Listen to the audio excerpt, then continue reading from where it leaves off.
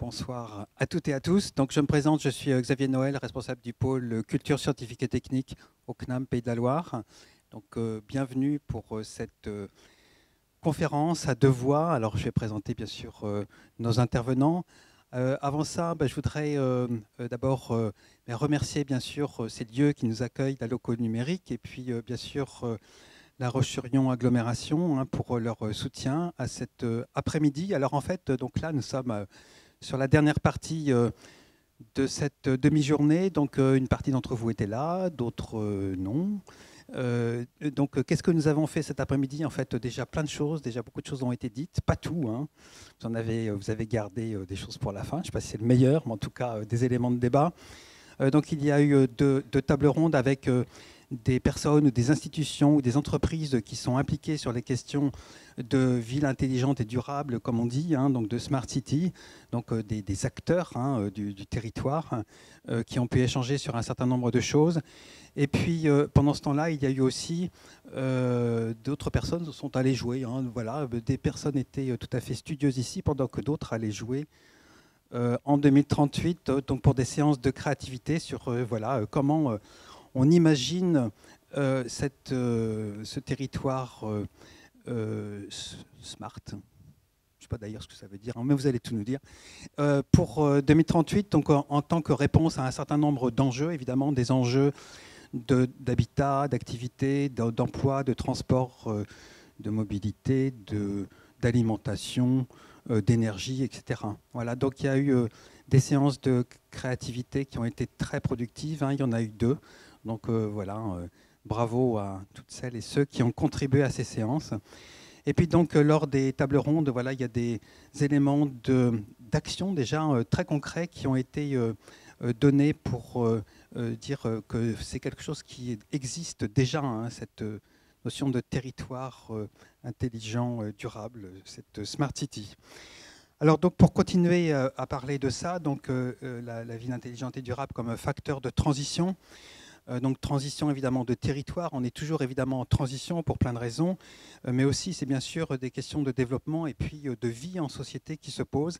Et donc finalement ce qu'on va débattre, continuer de débattre, c'est comment on continue effectivement de participer au territoire que l'on souhaite avoir, dans lequel on souhaite vivre et travailler.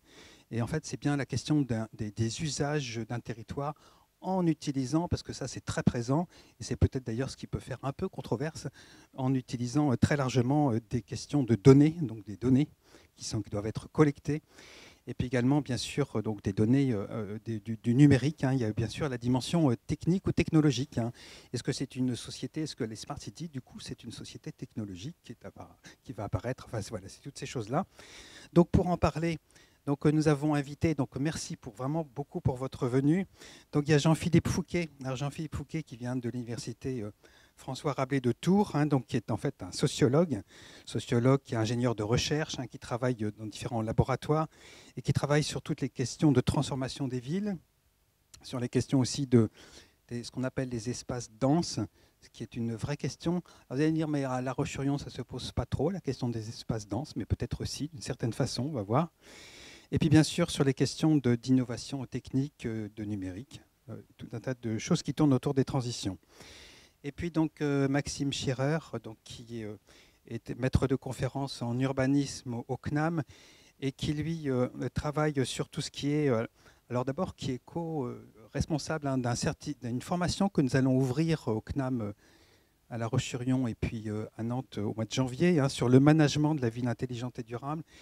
Et donc, ça nous semblait intéressant d'avoir votre regard sur les phénomènes de croissance urbaine, sur aussi les questions, tous les lieux dédiés à l'innovation. Donc voilà, est-ce qu'il y a une interconnexion entre les lieux et l'innovation, donc innovation territoriale, et donc du coup, le potentiel créatif des populations. Ça, c'est évidemment quelque chose d'extrêmement intéressant. Et donc, ça veut dire que dès lors qu'on considère qu'il est qu'il est impératif de prendre en compte le potentiel créatif des populations, il y a comment on procède pour ces formes de diagnostic qui sont évidemment partagées, mais peut-être d'une façon de partager un peu nouvelle maintenant. Voilà, donc on commence avec Jean-Philippe, hein, je crois, Jean-Philippe Fouquet. Voilà.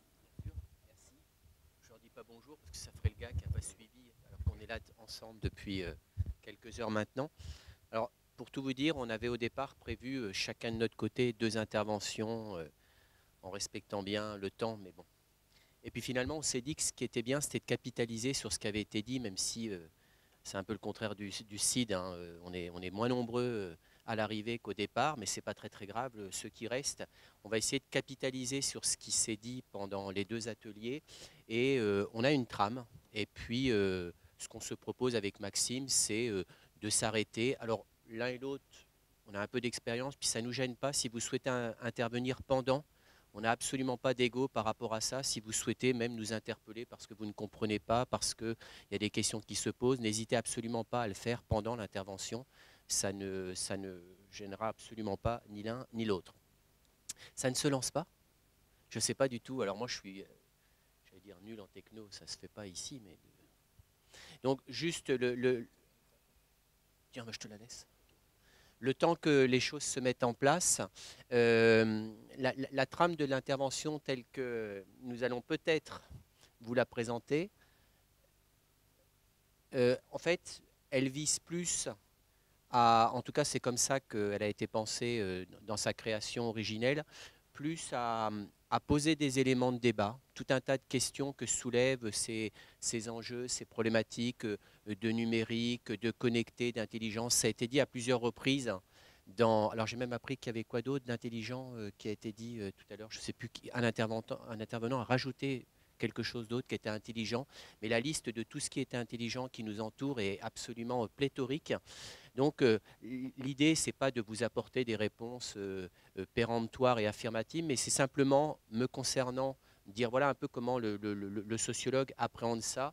Et dans le cas de Maxime, mais il dira bien mieux que moi ce sur quoi il interviendra, mais c'est plutôt d'apporter pour l'un et l'autre des éléments d'éclairage. Donc là, c'est une vraie stratégie qui consiste à meubler parce que je ne peux pas. Voilà. On peut le mettre en diaporama. Ouais.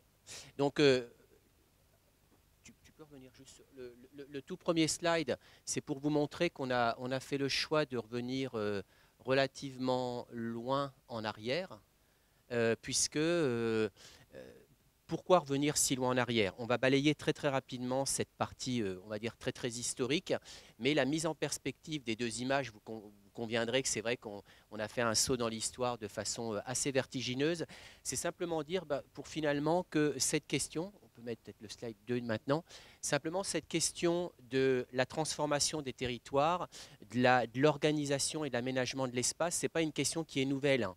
Et il y a un débat aujourd'hui que vous connaissez certainement autour de cette question de l'Anthropocène. Alors, ce n'est évidemment pas le lieu ici de savoir à quel moment on situe le début de l'Anthropocène.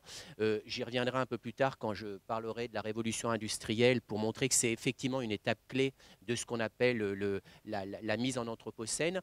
Mais de manière générale, c'est une façon simplement de vous dire que eh bien, le fait que d'une manière ou d'une autre, l'homme intervienne sur son territoire, tente de le mettre à sa façon, de l'aménager, de le domestiquer, c'est quelque chose qui n'est pas récent.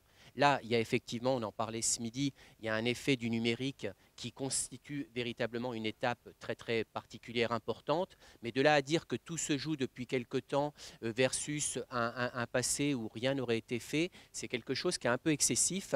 Donc l'idée c'est quoi? C'est simplement quand on regarde très très très très loin dans le passé, c'est que on avait effectivement dans ces tous premiers hommes ce qu'on appelle l'Homo erectus, mais là encore heureusement qu'il n'y a pas un paléontologue ou un spécialiste de ces périodes-là parce qu'on se ferait certainement étrier, mais on a eu une première période où on était dans ce qu'on appelle une économie de prédation. Ça veut dire qu'en fait, eh bien, l'homme tel qu'il existait se structurait, se déplaçait, en tout cas composait avec son territoire. C'est-à-dire que véritablement, il était opportuniste en ce sens qu'il cueillait, qu'il pêchait, qu'il chassait en fonction de ce qu'il trouvait. Mais il n'intervenait pas plus que ça sur son territoire.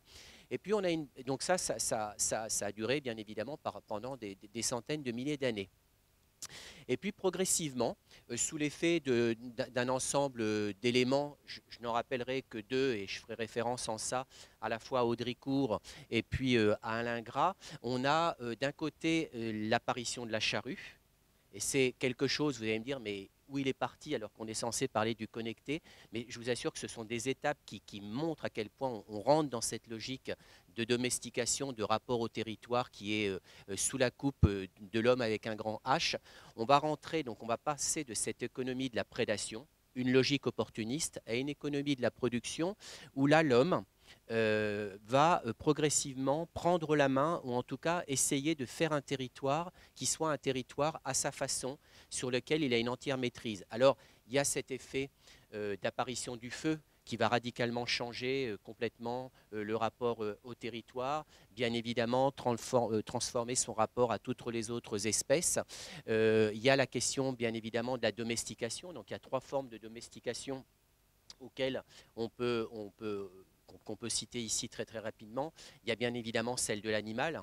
L'apparition de la charrue va radicalement transformer notre rapport au territoire, puisque d'un individu nomade, on va passer à un individu qui probablement, progressivement, va sédentariser, va se fixer sur un territoire, va se constituer en îlots d'habitat, qui ne sont pas encore tout à fait ce qu'on va appeler un petit peu plus tard des villages ou des unités de lieux.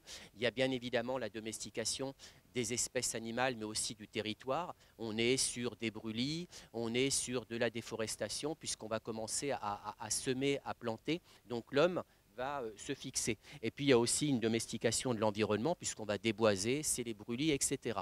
Et ça, c'est une façon de dire que finalement, quand on remonte très très loin, eh bien, on a les prémices de ce qui va être progressivement les premières apparitions de construction durable, de rapport à des matériaux qu'on va commencer à utiliser, et puis surtout former des unités villageoises. Donc la suite, donc, les premières villes, probablement, alors ville d'ailleurs on pourrait étendre, puisque c'est pour ça qu'on avait insisté sur la question de territoire et même de civilisation. En fait, quand on regarde encore là très très loin dans l'histoire, les premières villes telles qu'on a pu les rencontrer, ou véritablement celles sur lesquelles les historiens spécialistes de ces périodes s'accordent pour dire qu'on est bien sur les prémices de quelque chose qui ressemble à une structuration ou à une organisation de l'espace, c'est bien sûr la ville de Jéricho. Donc ça, moi, alors c'est vrai que ce sont des questions qui moi m'intéressent, et j'ai regardé, c'est une des premières fois où on entend parler d'agglomération. Donc on est vers moins 9000 avant Jésus-Christ, et on est en Cisjordanie. Et là, encore une fois, hein, par rapport à ce qu'on a dit précédemment, on est plutôt sur des activités agricoles, et c'est autour de ces activités agricoles que va se structurer les organisations humaines et sociales.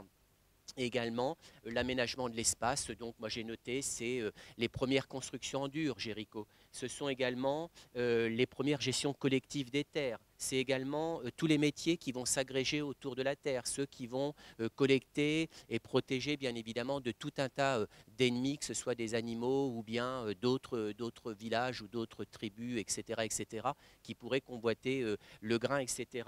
C'est la mise en place, Jéricho, d'une première administration au sens premier du terme, c'est-à-dire qu'elle gère à la fois les biens communs et tout ce qui est de l'ordre de l'expression de la défense, etc. Ensuite, on a la ville d'Uruk, qui est la première, civilisation urbaine référencée comme telle, donc un petit peu plus tard, et cette fois, on est en Irak. Donc on est sur un territoire de 250 hectares, qui correspond à peu près, alors, Athènes de Périclès, puisqu'il y a d'autres sources qui montrent que on parle d'un territoire où Athènes était beaucoup plus étendu, mais là c'est vraiment le Athènes que Périclès décrit dans ses ouvrages. Là, on a véritablement les traces très très fortes de les premières caractéristiques de ce que sera la ville d'hier, mais quand on regarde, on a également la ville d'aujourd'hui, ou en tout cas les villes anciennes qu'on peut connaître, y compris La Roche-sur-Yon, c'est-à-dire c'est l'émergence de quartiers. C'est l'émergence de quartiers autour d'une centralité qui est une centralité prestigieuse. Alors qu'est-ce qu'on entend par prestige? C'est là qu'on retrouve les divinités, c'est là qu'on retrouve les élites politiques, etc. Mais on a déjà cette idée de structuration d'un espace avec les inégalités entre les populations qui y habitent. C'est aussi les premières traces Uruk d'une différenciation de bâtis, c'est-à-dire qu'on voit des maisons qui sont certaines très, très prestigieuses et puis d'autres qui le sont un petit peu moins. Certaines qui utilisent tel type de matériaux et d'autres qui en utilisent tel autre. Et puis surtout, c'est véritablement la première ville où on a les systèmes naissants à la fois de voirie et puis de transport. Donc là, on continue avec Knossos, qui est une ville encore un peu plus récente en Crète. Là, on retrouve les mêmes choses, à part que tout ce qui a trait déjà à ses débuts autour de l'hygiène, sur les canalisations, sur ces systèmes d'évacuation des eaux, même de déchets. On avait un peu la discussion ce midi, mais même sur les déchets, on voit déjà des villes, et pourtant on n'est pas... On est encore très très loin, on remonte relativement loin dans le passé, mais on a des traces, eh bien, alors pas de tri sélectif avec des poubelles telles qu'on peut les connaître, mais en tout cas qu'il y avait des intentions qui allaient dans ce sens-là. Et puis ensuite, et là vraiment, on fait un saut absolument énorme dans le temps. On arrive sur une autre période. Alors vous vous doutez bien qu'entre ce qu'on montre jusqu'à cette sortie de l'Antiquité, à peu près au 5e siècle, jusqu'à la Révolution industrielle, eh bien, par définition, beaucoup de temps passe et qu'on a des étapes encore de structuration de l'espace, de développement des villes, etc. Mais pour des raisons diverses, on s'arrête juste quelques instants sur la révolution industrielle. Et là, peut-être que tu voudras dire des choses dessus, Maxime. En tout cas, n'hésite pas à me couper, parce que sinon, tu n'y arriveras pas. La révolution industrielle, alors pourquoi parce qu'on sait tous que... Alors, il y a 3 phases dans les faits qui marquent. Il y a celle de... On est sur quelque chose qui a clairement consacré cette idée de l'anthropocène.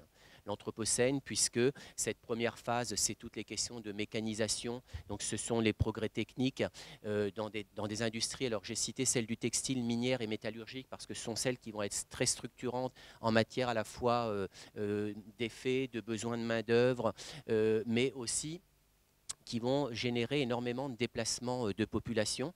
Donc la révolution industrielle, tout le monde la connaît sous l'angle du progrès technique sur lequel on pourrait s'arrêter. Mais là, c'est vraiment dire, on a aussi toute cette logique de concentrer des populations pour des besoins simplement de production industrielle.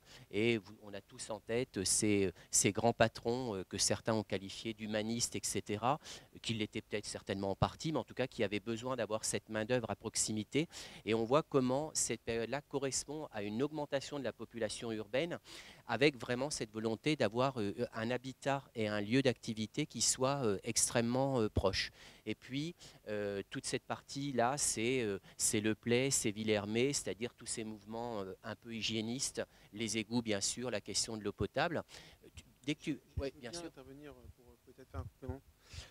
Effectivement, par rapport à cette question-là, le 18e, c'est aussi des gens comme Vaucanson.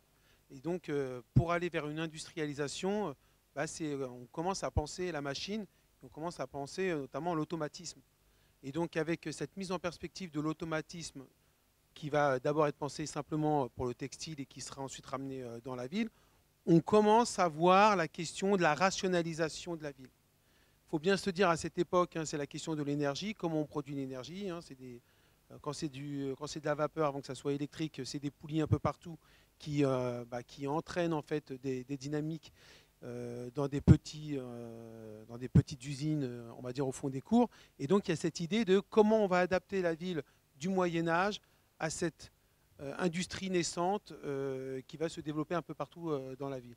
Et donc ce que je trouve intéressant dans la mise en perspective au 19e siècle, c'est le siècle des ingénieurs qui va essayer de créer du progrès technique, mais qui va en même temps penser le progrès social. Alors, bien évidemment, quand on pense la ville en termes de réseau, on pense à des gens comme Saint-Simon. Enfin voilà, il y a un certain nombre de penseurs qui vont essayer de dire oui, il faut effectivement le progrès technique et le progrès social. Et aujourd'hui, en fait, il y a la résistance de cette problématique. Internet, les outils qu'on a, c'est de la gestion technique, mais il y a aussi derrière, ça a été présenté pendant toute la journée, essayer de penser ça pour le progrès social. Parce que quand on pense besoin ou qu'on pense usage, en fait, c'est le bien-être et le cadre de vie. Donc je trouve que finalement, ces questions-là, ça fait 200 ans qu'on essaye d'y répondre.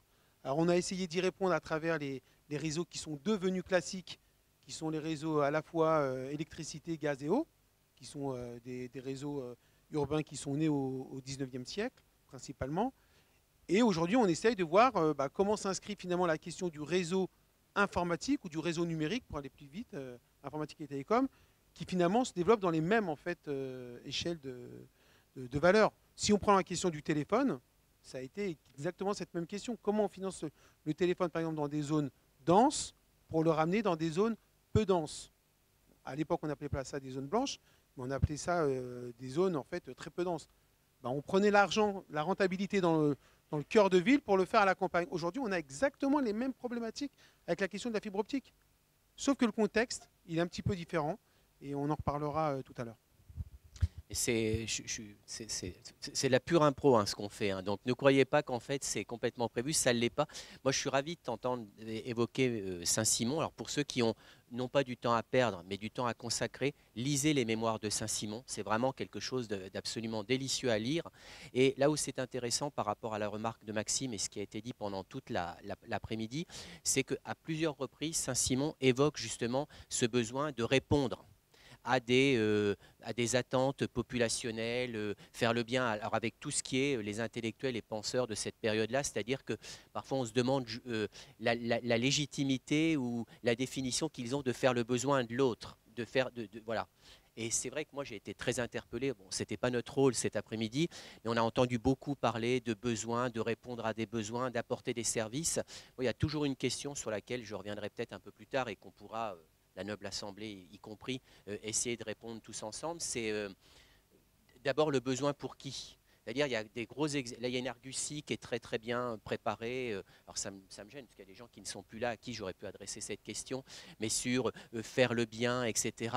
Et on a quand même l'impression par moment que la définition du besoin telle qu'elle est pensée, elle est d'abord de répondre à leurs propres besoins ou tout un tas de logiques qui parfois construisent un peu le besoin de l'autre, mais si ce n'est pas forcément très clair, on y reviendra un petit peu. Mais en tout cas, je trouve que la référence à Saint-Simon est on ne peut plus pertinent. Donc juste avant, attends, juste 2 secondes. Ce qui est intéressant dans ces deux phases-là, c'est de voir que la première, elle consacre la ville en ce sens qu'elle concentre les populations puisqu'il faut cette proximité entre habitat et puis lieu de travail. La deuxième partie du XXe siècle sur laquelle Maxime a insisté, notamment en faisant la référence à eau et gaz à tous les étages ou la fée électrique, pour ceux qui connaissent un peu ces sujets-là, c'est que c'est le moteur à explosion et c'est notamment toute cette sophistication technologique qui va permettre progressivement aussi, à travers le développement notamment des transports, mais d'éloigner progressivement le lieu de travail du lieu d'habitat. Et c'est une façon de vous dire, et je partage complètement ce que vient de dire Maxime, c'est que finalement les questions par exemple d'étalement urbain, de concentration, de densification du territoire ou alors de territoire, on a eu notamment la remarque cet après-midi entre le rural et l'urbain, etc., elle n'est pas nouvelle. Elle n'est pas nouvelle et on montre bien déjà là que le progrès technique, alors est-ce que le numérique va poser d'autres questions? Incontestablement oui, mais là ce qui est intéressant c'est de voir que les phénomènes de banlieue, d'étalement urbain ou d'aménagement du territoire, ça s'est toujours fait aussi à l'aune de réflexion et d'innovation, qu'elle soit dans un domaine. Et l'articulation qui est faite entre technique et énergique, elle est intéressante, puisque là encore, quand on regarde un peu cette littérature, on est véritablement sur ces premières mises en réseau, puisque c'est souvent un vocabulaire anglais qu'on utilise, mais toute la question il était question de LinkedIn tout à l'heure, la question du réseau, du lien, elle est là aussi, elle est posée. Alors, j'apporte un complément, on se complète mutuellement, donc du coup, effectivement, il y a un élément qu'il ne faut pas oublier, c'est qu'il y a de la doctrine derrière ça. Tu parlais du milieu du XXe siècle, on ne peut pas passer derrière la question de l'urbanisme fonctionnaliste, c'est-à-dire la charte d'Athènes. C'est-à-dire que les villes dans lesquelles nous vivons, elles ont été basées sur des doctrines. La charte d'Athènes, c'est qui? C'est quoi? C'est Le Corbusier, donc peut-être que vous connaissez l'architecte, qui grosso modo dans les années 30, 1933, un certain nombre d'architectes prennent un bateau à Marseille, ils vont à Athènes, la charte d'Athènes, et ils pensent en fait le monde moderne, les villes modernes. Et dans cette réflexion, ils disent grosso modo à quoi ça sert une ville? Une ville, ça sert à habiter. Bon, bah d'accord, on va faire des zones d'habitation. Une ville, ça sert à travailler. Ah bon, bah d'accord, on va faire des unités de production, mais qui ne seront pas dans les mêmes lieux que les lieux où on habite. Ça sert à quoi d'autre? Ça sert à circuler, parce qu'effectivement, si on ne travaille pas au même lieu qu'on habite, il faut bien circuler. Donc on va faire des routes. Et puis enfin, un dernier élément, enfin il y en a 2 derniers, mais généralement on n'en présente que 4. Une ville, ça sert également à se recréer, c'est-à-dire à reprendre des ressources pour pouvoir bien travailler. Donc ce petit texte que je vous invite à lire, qui fait moins d'une centaine de pages, qui donne un peu la vision de la ville et de comment organiser la ville, ça a été la doctrine des années 50. Lorsqu'il y a eu une explosion justement de de l'exode rural qu'on a connu en France, mais dans beaucoup de pays qui ont vécu leur transition démographique, bah, la charte des promoteurs, c'est de te dire, hop, on crée un morceau de ville habité, on crée des zones d'unités de production, on fait des autoroutes, on fait tout un packaging de pouvoir vendre des voitures à monsieur et madame tout le monde, comme ça tout le monde pourra aller travailler, et en même temps on met à disposition un peu de verdure, donc pour faire en sorte que les gens puissent se recréer. Puis quand la verdure en fait vieillit mal, on fait des parkings et ça donne un peu l'image des grands ensembles. Donc si vous voulez, la ville intelligente dont on parle, et ça ce phénomène a été vu un peu partout dans le monde, elle est l'héritière de tout ça. D'accord ? Elle est héritière à la fois des pensées, des systèmes idéologiques qu'on a eu, on a parlé tout à l'heure à la fin du 19e siècle, on a parlé de Saint-Simon, mais il y en a beaucoup d'autres, mais elle est également héritière de ces doctrines architecturales et urbaines qui ont prévalu tout au long du XXe siècle et qui font qu'on est arrivé à la fin du XXe siècle avec un nouveau réseau et puis des nouvelles mentalités et de surtout de se dire qu'est-ce que mérite l'homme moderne comme type d'habitat. Très bien. Oui, moi je souscris complètement à ce qui est dit là. Donc la troisième phase, on arrive très très rapidement dessus. Donc c'est des petits sauts dans l'histoire, mais elle est... oui, tu peux passer s'il te plaît. On est complètement en lien avec ce que vient de compléter Maxime. Donc c'est le tournant technologique du XXe siècle, plutôt la seconde partie. Alors on passe, voilà, on sort toute la question de l'application de la physique quantique, mais c'est le recours à l'électronique, c'est la question de l'informatique, bien sûr les outils de communication, et c'est presque chronologique ce que je suis en train de montrer là, les outils de communication, l'avènement du numérique qui dans un premier temps va concerner d'abord la triade, à savoir les USA, le Japon et puis la communauté européenne, enfin l'Europe, et puis progressivement on va aller sur ce qu'on appelle maintenant les BRICS, c'est-à-dire que véritablement on va rentrer. Et vous voyez bien qu'à chaque fois on part quand même de l'homme et finalement de la maîtrise du feu, mais pour montrer qu'à travers toutes ces étapes, c'est bien un processus qui a toujours été continue et qui se poursuivra encore, mais à chaque fois, il y a effectivement ce que tu disais, une sorte de nouvelle brique. Tout à l'heure, c'était la question de l'articulation entre l'énergie et la technique. Là, on voit que la question des énergéticiens, d'ailleurs, elle est très intéressante. Pour être très souvent avec eux, c'est intéressant de voir comment tous les acteurs de l'énergie se replacent aujourd'hui sur la question du numérique. Vous discutiez avec eux, il y a ne serait-ce que, enfin nous, quand nous bossions là-dessus, il y a quelques longues années, il ne faut pas non plus exagérer, mais ne serait-ce que 5-10 ans en arrière, ils étaient vraiment sur leur objet énergie. Et il faut participer à des très très gros projets, notamment à des consortiums où il y a la filière des telcos, etc., et la filière de l'énergie, pour voir comment ça s'interface, ou en tout cas comment chacun regarde très très très attentivement ce que fait l'autre. Et aujourd'hui, vous avez très très peu d'énergéticiens qui vous parlent de la molécule, de l'atome ou peu importe, parce que ce n'est pas ça l'enjeu. La question, c'est plutôt derrière le numérique, c'est toute la problématique de la donnée, la problématique du serviciel sur laquelle on reviendra. Donc ça, c'était notre troisième phase. Et puis après, pour rentrer vraiment dans notre objet plus contemporain, puisque finalement, c'est à ça qu'on veut arriver. Donc on peut peut-être même passer, s'il te plaît, sur celle... donc là, il s'agit pour nous, pas forcément de nous arrêter très très longtemps, puisque ça a été dit, mais c'est vrai que c'est important quand même d'avoir ces effets d'échelle et ces effets de masse. Alors, ça joue à quelques centaines de millions par rapport à ce qui a été dit tout à l'heure, mais on n'en est franchement plus là. On a effectivement une population de 7,5 milliards d'habitants aujourd'hui, pour la plupart concentrés en Asie, et les projections montrent que c'est également sur cette partie de la planète que les bouleversements démographiques vont se continuer, puisque je crois que dans 10-15 ans, si je ne dis pas de bêtises, mais l'Inde devrait même être plus peuplée que ne l'est la Chine, parce qu'elle a un taux démographique qui est bien plus important et moins maîtrisé, si tant est que la réflexion de la maîtrise elle soit à se poser. La moitié de cette population-là vit dans ce qu'on appelle une urbanité diffuse. Alors c'est vrai que ces chiffres-là parlent quand même. En 2050, on dit que 70% de la population vivra dans les villes. Il y a 100 ans, 2 personnes sur 100 vivaient en milieu urbain, mais quand on écrit 2050, 70% de la population, il faut savoir qu'aujourd'hui, quand vous discutez avec des aménageurs ou des urbanistes, ils vous disent que plus de 95% de la population est attractée par la ville ou par le tissu dense, pour leurs activités, on y reviendra un petit peu, parce que ne se connaît pas depuis très longtemps, mais on s'est aperçu qu'on avait plein d'atomes crochus autour des questions de santé, d'accès aux soins, etc.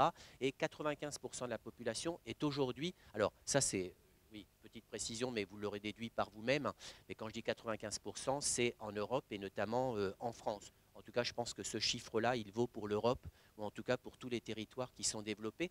Donc c'est vrai que de toute façon, on a tous un rapport à la ville pour les services, pour les études, pour la consommation, le loisir, le sport, etc.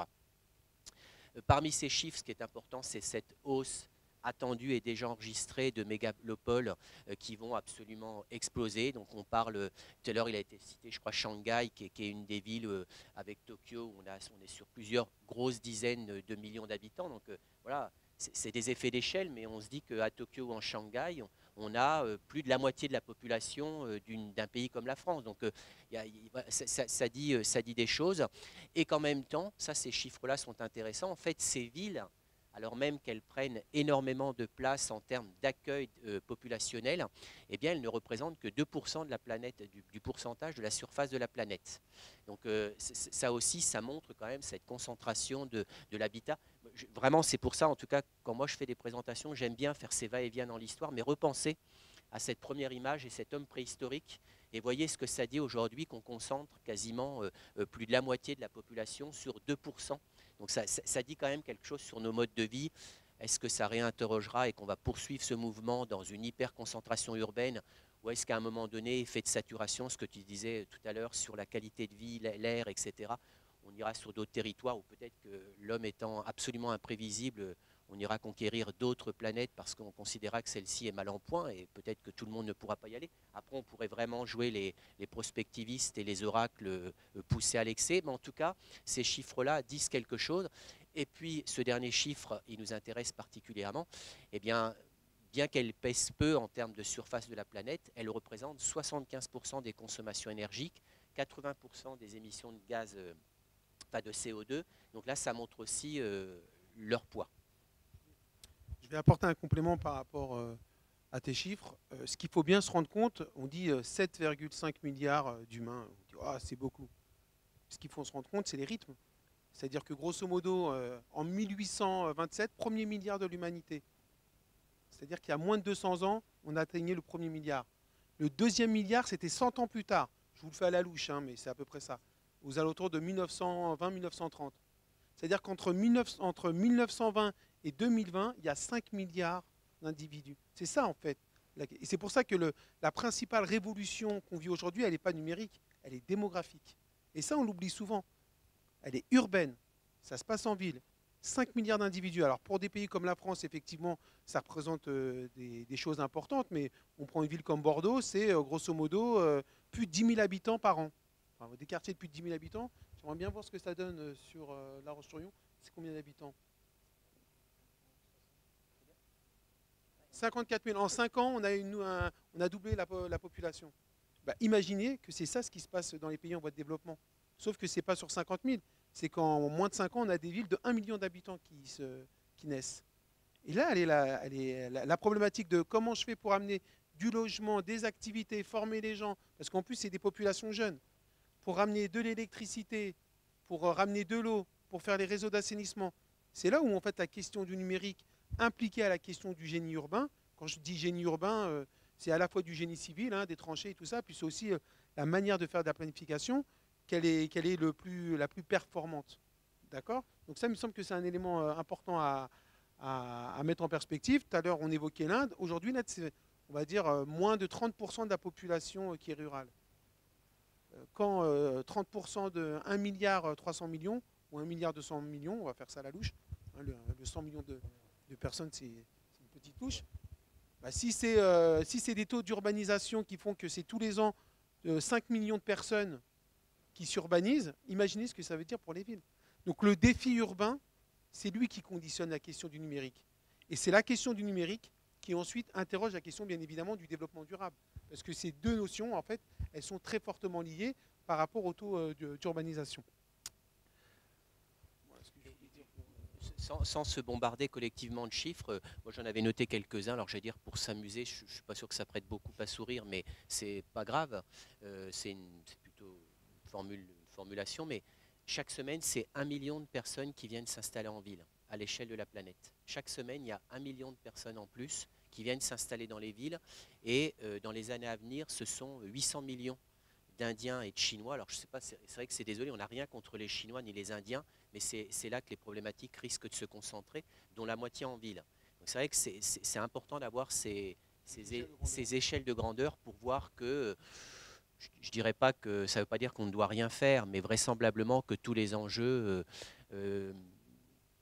énergétiques, comportementaux, d'alternatives, promotion des modes doux, les bâtiments intelligents, c'est très très bien qu'on aille dans ce sens-là, et on va évidemment pas dire qu'il ne faut pas s'engager là, mais il faut quand même avoir conscience que ça reste quelque chose d'infime dès lors que, pour sortir une grande phrase, qu'on se veut citoyen du monde.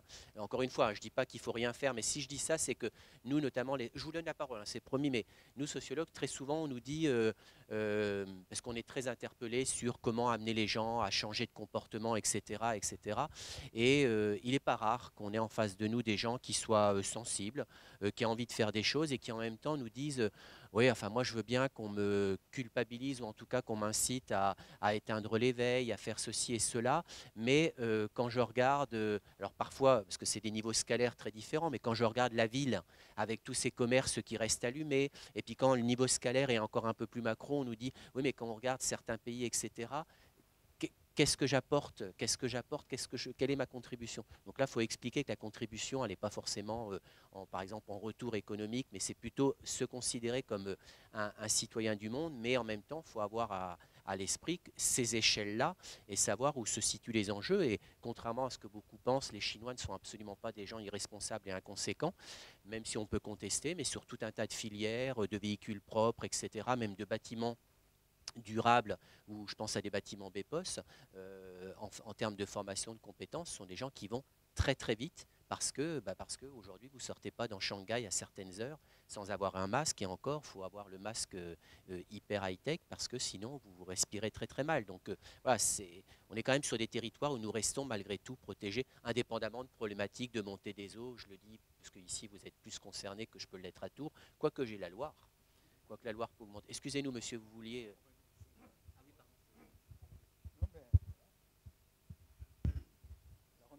Dans le micro pour la captation.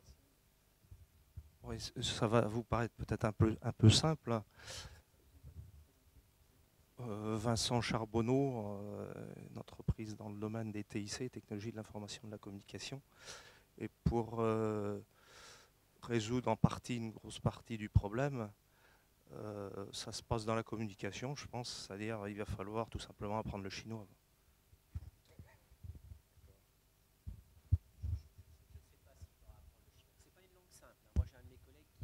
Emploie depuis au moins 10-15 ans et il sait tout juste maintenant commencer à écrire l'oral un petit peu. Non, mais je crois que non, mais il y a des vraies questions en tout cas à se poser. Après,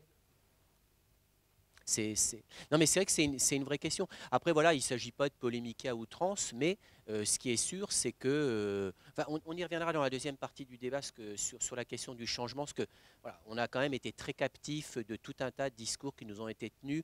Tout à l'heure, tu faisais référence à la question, quand on parlait de l'industrie automobile.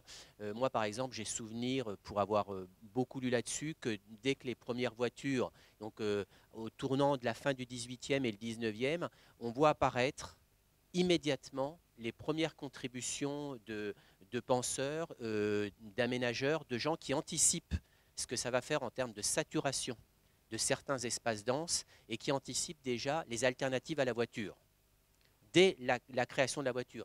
Il faut croire que dans ce débat-là, Ford et puis tous ceux qui sont inscrits dans cette logique-là, qui disaient il faut que chacun puisse sa voiture de son choix pourvu qu'il la souhaite noire, parce que c'était ça.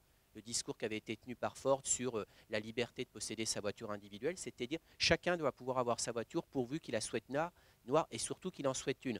Donc c'est vrai que moi quand j'entends beaucoup de discours sur le besoin, il faut répondre aux besoins, je l'entends et je trouve ça très intéressant. Puis en même temps je me dis que tout à coup on essaye de nous faire porter nous en tant que destinataire, consommateur final, etc., que ce soit sur le tri, que ce soit sur nos déplacements, que ce soit sur nos façons d'habiter, tout un tas de responsabilités.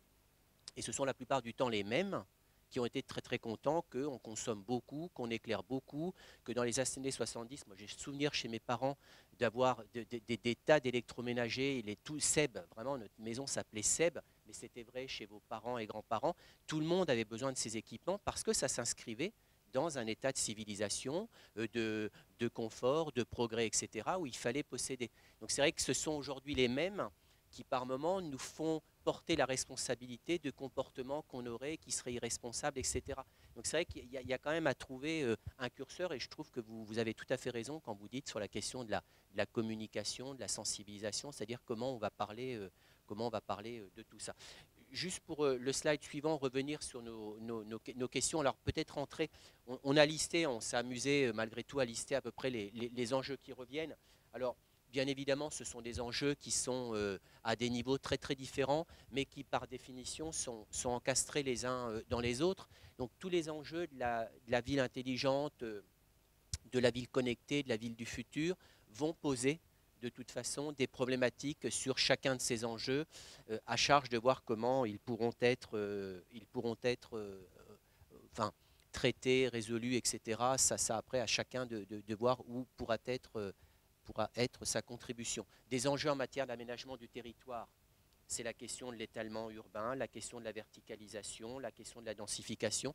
On est sur une recherche d'harmonie, mais de quel territoire on parle, avec, c'est revenu à plusieurs reprises, les relégués ou ceux qui auront peut-être pas les marges de manœuvre pour s'installer là où ils pourront, mais en tout cas, il y a un vrai enjeu d'aménagement du territoire.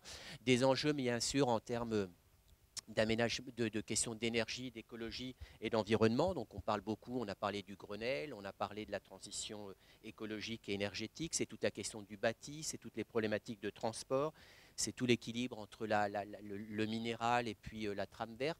La question de la santé publique, alors on se faisait la remarque tout à l'heure, qui a été assez peu évoquée, à part qu'on a parlé un petit peu des personnes âgées, mais qui est un vrai sujet dans ces questions-là, c'est-à-dire on parle beaucoup de pollution, on parle beaucoup de qualité de l'air, on parle beaucoup de maladies, bien sûr, on parle beaucoup aussi de vieillissement, parce que la ville numérique, elle s'intéresse à ça. Enfin, moi, j'ai une petite anecdote là, puisque donc, moi, je suis de Tours, et à côté de Tours, il y a une ville qui s'appelle Blois, que quand même vous connaissez, j'espère. Et à Blois, il y a une maison qui s'appelle la Maison Bleue, qui est une sorte d'espace qui concentre toutes les innovations qui existent en termes d'intelligence artificielle pour le maintien à domicile. Donc, vous avez de l'ergonomie pour trouver, parce que vous avez des problèmes de motricité, jusqu'à un déplacement dans un espace, jusqu'à la taille des touches du téléphone, etc. Avec bien évidemment, vous imaginez, tout un tas de capteurs. Et je discutais avec le responsable qui me faisait visiter cette Maison Bleue. Puis à un moment donné, il me dit, alors ça c'est super pratique parce que la famille est prévenue s'il y a une chute. Et en fait, il y a des systèmes de capteurs qui font que si une personne ne s'est pas manifestée à 8 heures du matin, par exemple, eh bien, ça bip, ça alerte. Alors c'est un peu le système de présence verte, la famille, etc. Et donc, des personnes âgées qui sont restées chez elles. Et moi, de lui dire, un peu pour le taquiner, mais en même temps, il y avait une vraie question derrière qui était de dire, oui, mais enfin, oui, sur l'intelligence, oui, sur les capteurs, oui, sur la production d'informations telles que celle-ci, mais est-ce qu'un jour, on peut s'imaginer simplement que la personne âgée a souhaité se lever un peu plus tard? Et il me dit, oui, c'est vrai, mais on s'est posé la question, et ce qui est sûr, c'est que ça rassure les familles. Et ça, c'est la question aussi qu'on se posait, c'est-à-dire dans toute cette intelligence dont on nous parle, dans toute cette production de données, cette hyper mise en visibilité, il y a aussi la question de la liberté un peu individuelle. Et quand bien même la famille, parce qu'elle est loin, parce qu'elle n'est pas à proximité de sa personne âgée, de son parent vieillissant, elle soit rassurée par ces capteurs, il n'en demeure pas moins que ça pose quand même la question, et à 95 ans ou 100 ans ou plus ou moins, on n'a pas une sorte de niveau ou de pourcentage de liberté qui devrait se dégrader comme celui-ci. Donc voilà, on a des questions autour de à la fois la santé publique, c'est-à-dire comment ces innovations-là vont pouvoir rassurer, permettre une meilleure prise en charge à travers des espaces. Et puis aussi, ça pose la question. L'autre enjeu qui est pour moi absolument un enjeu absolument central, c'est celui des enjeux sociaux et intergénérationnels. C'est la condition un peu tarte à la crème dont on entend souvent parler, qui est la considération du vivre ensemble, c'est-à-dire comment on va cohabiter dans ces villes-là. Enfin, on va vous donner quelques exemples de villes, mais qui posent vraiment la question de la cohabitation. Alors la cohabitation qui ne soit pas forcément sur des logiques électives, des logiques d'entre-soi, et c'est un risque, hein. Je ne sais pas comment est La Roche-sur-Yon, mais enfin, quand vous regardez la manière dont les quartiers se construisent, s'équipent, etc., on a quand même des distinctions qui existent dans la ville, on va dire la ville ancienne, la ville classique, mais on a tout un système comme ça autour du vivre ensemble, autour du partage, etc., des logiques collectives qui sont en jeu. Des enjeux technologiques et numériques, par définition, on s'y arrête pas. On pourra juste se poser pour qui on innove et sur quoi on innove, parce que on a bien eu la démonstration, et pas qu'ici, mais que d'un point de vue technologique, on savait à peu près tout faire. En plus, on a la chance d'être en France, où il y a on va dire une culture de l'ingénierie, de la technique qui est très aboutie, et nos ingénieurs savent à peu près tout faire. Moi, je reste intimement convaincu, et tu l'as dit, que le problème, il ne sera pas technique, même si, notamment sur des bâtiments ou sur certaines innovations, on voit que ça ne fonctionne pas toujours aussi bien qu'on le souhaiterait, mais on sait faire. Après, la question, c'est à qui on dédie cette technique, jusqu'où on l'encadre, dans quelles conditions, etc. Des enjeux professionnels et activités, moi j'étais heureux d'entendre les participants au table ronde montrer aussi que ça posait toute une question de nouvelles figures d'activité, de nouveaux métiers, de nouvelles compétences. Alors, le CNAM, là on est dans votre cœur de métier, mais tous les enjeux de formation, etc. En tout cas, il y a tout un tas de collaborations. On parle beaucoup de tiers-lieux aujourd'hui, on parle beaucoup de Fab Lab, on parle beaucoup d'espaces interlopes, un peu interfaces, qui ne sont ni des lieux d'activité, ni des lieux complètement domestiques, etc. Donc il y a plein de choses. Et puis des enjeux de production et de consommation, on parle de filières de proximité, on parle même de... Je lisais un article juste avant de venir, où apparemment on confirme que le miel qui est produit dans les villes confirme qu'il est de meilleure qualité que la plupart des miels, on va dire ruraux, pour le faire court. Donc il y a tout un tas de réflexions autour de ces questions-là. Pour compléter le propos de Jean-Philippe, tout à l'heure je citais la question de la dynamique démographique. Il me semble que dans cette fin du XXe siècle, il y a deux dynamiques encore à prendre en considération pour vraiment comprendre le mouvement, on va dire, des villes intelligentes. Donc il y avait la dynamique démographique. Le deuxième, c'est la dynamique institutionnelle. C'est-à-dire qu'il y a quand même tout un courant de pensée. Alors, ça tourne depuis la décentralisation vers jusque l'autonomisation des autorités locales, la question de la métropolisation, du marketing urbain, qui font qu'aujourd'hui, on a l'émergence de villes qui sont plus des têtes de pont par rapport aux États. Alors bien évidemment, il y a de la philosophie politique, ce n'est pas le débat, mais ça veut dire qu'aujourd'hui, les villes ont une stratégie marketing. Et que la question finalement de l'innovation, pour les institutions, c'est un vecteur aussi d'attractivité. Il n'est pas entièrement économique. Et ça me semble très très important parce que c'est ce qui font qu'elles sont prêtes à mettre des millions pour faire venir de la fibre ou pour aménager des zones d'activité économique où des entreprises n'auraient pas forcément été si elles n'avaient pas eu ensuite une palette en fait d'offres à la fois immobilières et financières. Enfin, voilà. Ça, il me semble que c'est très très important, cette question institutionnelle de la décentralisation et de la métropolisation. Enfin, la dynamique économique, on ne peut pas oublier que, tout à l'heure on parlait industrie, 1970, début de la désindustrialisation. Donc ça, c'est très très important parce que si on ne comprend pas qu'il y a eu la désindustrialisation, que dans les années 60, il y a eu la tertiarisation, donc tout ce qui est service aux entreprises, on ne met pas en perspective le fait que les industries, elles étaient où? Elles n'étaient pas dans la campagne, elles étaient en milieu urbain. Donc ça veut dire qu'on a des zones qui sont bien évidemment très très fortement disponibles en termes de fourniture électrique, parce que pour faire marcher des très très grosses machines, il faut beaucoup d'électricité, et qui sont en centre-ville. Donc vous mettez désindustrialisation, centre-ville, des terrains disponibles, et en fait il y a un cocktail merveilleux pour pouvoir faire des grandes opérations dédiées à l'innovation. C'est ce qui se passe sur l'île de Nantes, mais dans beaucoup de villes, c'est le cas. Et donc, si vous voulez, je dis dans beaucoup de villes, mais dans beaucoup de pays, en fait, on utilise finalement ce processus, si vous voulez, de dynamique économique qui finalement a changé de fusil d'épaule, parce qu'on était plutôt sur l'industrie dans les années 70, même 80, on essayait de maintenir l'industrie.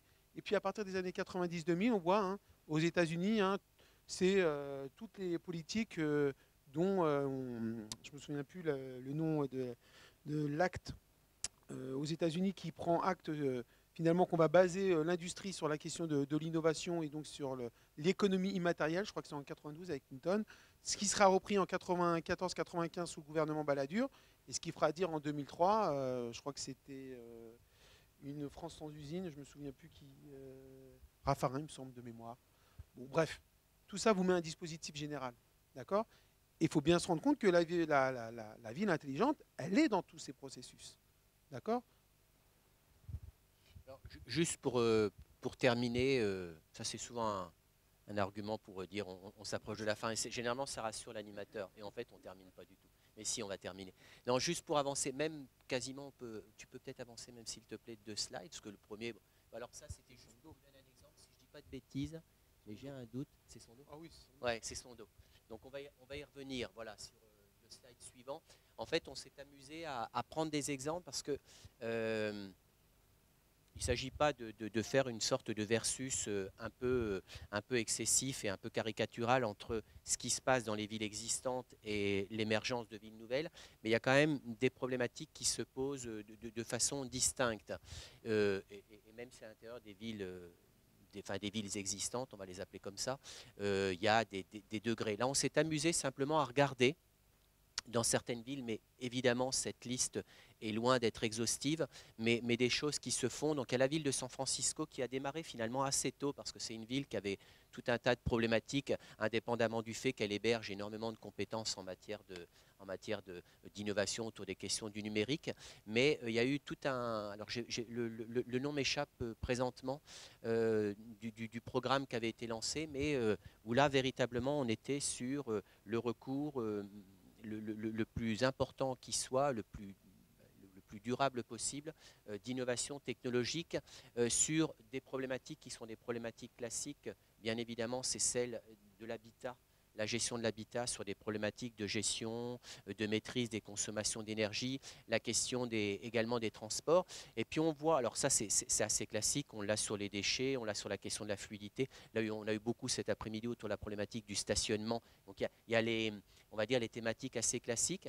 Et ce qui était intéressant sur cet exemple de San Francisco, c'est qu'ils avaient poussé la logique un peu plus loin et les acteurs de la fluidité des déplacements, c'est sur ces fameux corridors, eh bien par exemple, ils avaient mis en place une application une application qui impliquait, c'est pas très heureux, mais c'est le cas, les compagnies de taxi. Et en fait, les compagnies de taxi ils étaient hyper connectés aux acteurs en charge de la gestion des systèmes, de circulation, on dit san-franciscain, on va dire san-franciscain, ils produisaient de la donnée avec de l'envoi de messagerie, etc., avec des systèmes aussi de modulation tarifaire du stationnement selon que l'on acceptait d'être proche ou loin de son lieu, c'est-à-dire qu'on avait, si on était dans un lieu de réunion ou de travail, du reste peu importe le motif, mais qui était dans une zone qui avait historiquement un problème de saturation, eh bien plus on s'éloignait en termes de stationnement de ces lieux saturés,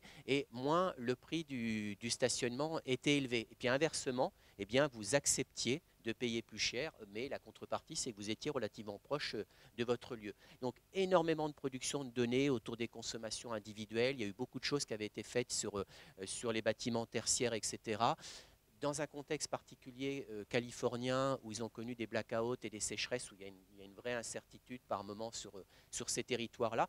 Et là, on a vu véritablement, parce que ça a quelques années, c'est mis en place depuis quelques années, mais à San Francisco, on est vraiment pas sur quelque chose d'ailleurs qu'il caractérise comme ville du futur, c'est absolument pas l'idée, mais c'est dire voilà, on a malgré tout des outils technologiques à notre disposition, on a des problématiques de stationnement, de circulation, de fluidité ou de non-fluidité du territoire, on a aussi des problématiques énergétiques parce que si on ne parvient pas eh bien, à amener, et on pourrait réfléchir sur amener les personnes à envisager autrement leur rapport à l'énergie. On va avoir ces situations de blackout. Donc, ils ont produit tout un tas de données dans un contexte très particulier. Moi, je ne suis pas là à San Francisco, mais il s'est avéré qu'il y a quelques années, je suis allé à Chicago et à Boston. C'est une toute autre culture que la nôtre. Déjà d'une, la question de l'énergie les intéresse assez peu. J'entends les habitants lambda, en dehors de ceux qui sont vraiment, comme m'avait dit un jour un monsieur, m'avait dit, sur la question de l'énergie, on peut faire à peu près ce qu'on veut, on n'aura pas d'opposition. Par contre, il y a 2 domaines sur lesquels vous risquez d'avoir des ennuis. Un, c'est tout ce qui a trait à la voiture. Il y a une vraie culture automobile pour tout un tas de raisons, y compris dans l'aménagement du territoire. Et le deuxième, je crois que c'est le deuxième amendement américain, c'est la problématique des armes à feu. Il dit l'énergie, c'est quelque chose qu'on délègue assez facilement aux autorités. Donc, et il m'avait montré des productions de données, mais qui allaient très très loin dans ce qui était dit, c'est-à-dire sur quasiment l'intimité. Il faut savoir qu'ils avaient des données qui permettaient de savoir combien de douches étaient prises. Vous saviez qu'il y avait X personnes, donc vous pouviez quasiment déduire le niveau d'hygiène de la personne. En tout cas, ils pouvaient aller jusqu'à ces excès-là. Et c'était un assez bel exemple. Bon, tout à l'heure, on a dit, je ne sais plus qu'un des intervenants s'est un peu emballé sur Lyon en disant que c'était, avec Lyon et La Roche-sur-Yon, un des plus beaux exemples.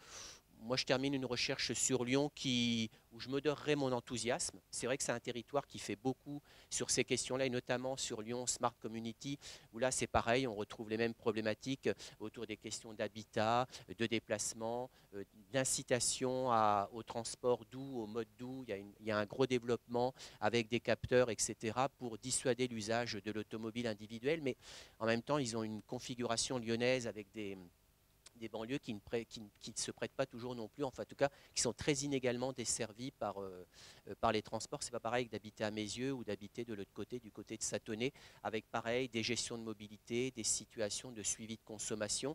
Et là, ce qui est intéressant par rapport à San Francisco, c'est qu'à Lyon, que ce soit sur le programme Cube, qui est dans les tertiaires, ou bien qu'il soit sur le problème de l'habitat, là, ils ont travaillé cette question de l'information et de la sensibilisation. Et c'est pour ça qu'on l'a cité, c'est qu'on a vraiment une volonté qui n'est pas toujours très à droite dans la manière de faire, qui parfois est un peu brutale ou qui n'a pas toujours été très, très bien pensée, mais au moins elle a le mérite d'être. C'est-à-dire qu'ils sont dans cette idée de dire, voilà, faut aussi qu'on communique sur ces questions-là, et peut-être que, et ça revient à ce que vous disiez, monsieur, cette idée de la communication, c'est peut-être aussi un incontournable pour impliquer, pour engager collectivement. Londres, je passe très très vite, mais c'est ce que j'y étais il y a quelque temps, et j'ai pu le mesurer, parce que on m'avait parlé de cette gestion intelligente du réseau.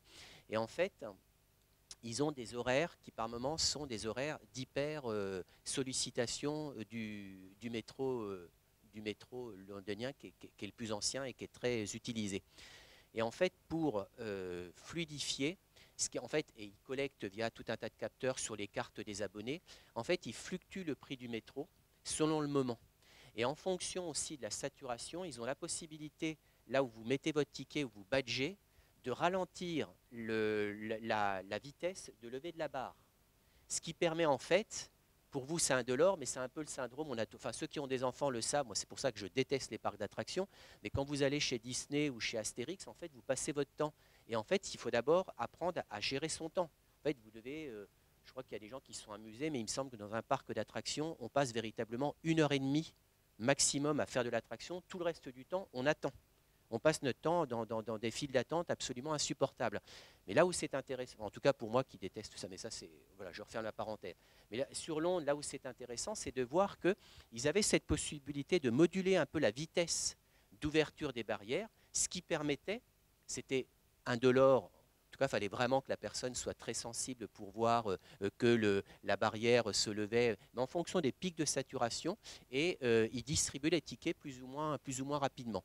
Donc voilà, c'est un exemple. Et puis ici, les Moulineaux, mais ça, je pense que soit tu vas en parler, ou c'est un exemple qui commence à être bien connu sur EasyGrid, qui est un des programmes qui avait été retenu, je crois, dans le cadre des AMI et des investissements d'avenir. C'est vrai qu'ils font un gros travail, alors eux, sur la ville du futur, pas sur tous les quartiers, mais il y a la mise en place d'un système de données énergétiques et de vie urbaine, avec une grosse volonté d'aide justement sur cette question de l'implication, de la sensibilisation, d'apporter de l'information. C'est-à-dire qu'ils ont assez rapidement vu que des logiques un peu autoritaires, ou en tout cas très injonctives, se heurtaient parfois dans la mise en œuvre à des résistances d'usage, et ils ont fait tout un travail, et ils se sont dotés aussi de compétences pour essayer de comprendre dans quelle mesure ces questions de connexion, de recours à de la production de données pouvaient aussi nécessiter de passer par de l'information. Notre problématique, c'est celle-ci, où on souhaite s'engager dans ça,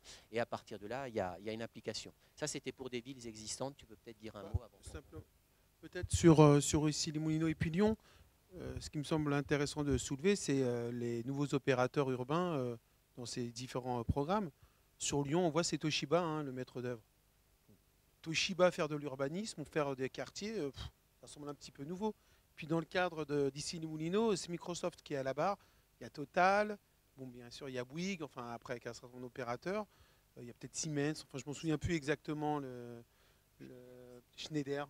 Voilà. Enfin, il y a quand même un certain nombre de nouveaux entrants dans le domaine de la construction de la ville qui posent question sur la culture de la ville, sur leur manière de faire, enfin voilà. Et donc tous ces nouveaux dispositifs conditionnent en fait un repositionnement des acteurs de l'urbain. Et donc moi ça m'intéresse. Alors simplement un retour sur Issy-les-Moulineaux qui finalement pose la question de l'acceptabilité sociale des dispositifs techniques qui sont choisis par les collectivités.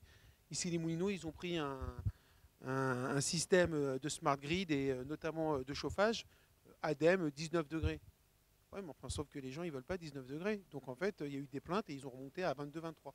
Donc si vous voulez, par rapport à ça, c'est toujours comment on fait pour effectivement avoir des programmes et des dispositifs techniques qui soient scientifiquement les plus adaptés par rapport à une norme, et puis le fait que les gens acceptent cette norme. Et là-dessus, je pense qu'il y a une question d'appropriation, il faut du temps. Depuis ce matin, on dit, enfin depuis ce midi, on dit c'est rapide, c'est rapide. Oui, mais la ville, elle se construit tout le temps sur 40 ans. Il faut des... Et la ville, c'est à la fois les institutions, la ville, mais c'est aussi l'appropriation des gens. Et ça, il faut du temps. Et du coup, je trouve que effectivement, c'est rapide, mais les changements quand même qui sont opérés, enfin, je pense notamment à tout ce qui est smartphone, ça fait 10 ans. Ça commence à se diffuser dans l'ensemble du tissu social, mais il y a encore de beaux espoirs dans le cadre de développement et d'appropriation de la population, même si bien évidemment, comme on l'a évoqué ce matin, il faut faire attention à Daniel Blake. On a juste un dernier slide pour montrer des exemples de villes nouvelles qui sont quand même des villes qui posent de vrais problèmes. On en a cité 3, mais il y en a d'autres. Mais vous avez tous vu des reportages sur cette course à des buildings les plus hauts qui soient, des trucs toujours plus performants, etc. Enfin, jusqu'à organiser une Coupe du Monde dans un pays, c'est quand même problématique en tout cas sur ces territoires-là. Donc Sondo, c'est juste King Abdullah économique et puis Masdar. Donc on est sur des territoires où alors là, par rapport à ce que disait à l'instant, ce que tu disais, c'est là se pose vraiment la question de savoir jusqu'où la question de l'humain a été intégrée au niveau de l'usage. Là, on est sur des villes extrêmement désincarnées. D'ailleurs, si ça vous intéresse, j'imagine si vous êtes là, c'est que ces sujets-là vous intéressent, mais vous avez 3 films qui sont passés il y a quelques années, mais qui sont encore accessibles sur Internet, sur Arte, sur la ville du futur. Ça avait été fait en 3 films d'à peu près 1h30, où on a des exemples, ou sur Sondo. Alors Sondo, c'est intéressant parce que là, vous êtes vraiment sur le techno-push à mort, où on a vraiment absolument tout connecté. Et ce qui est drôle, quand on connaît un peu le côté plutôt prude, plutôt très réservé des Asiatiques, il y a notamment une jeune femme dans le reportage. Donc c'est une femme qui habite dans un bâtiment neuf, hyper connecté, où il y a des capteurs absolument partout, qui explique, donc elle vit avec son époux et leurs enfants, que dès qu'ils mettent des déchets, tout est pesé. Tout est pesé, tout est trié, etc. Et comme ils ont un code personnel à chaque fois qu'ils déposent des déchets, eh bien, ça permet de qualifier si vous êtes un bon trieur, un mauvais trieur, quelqu'un qui trie ou pas, etc., etc.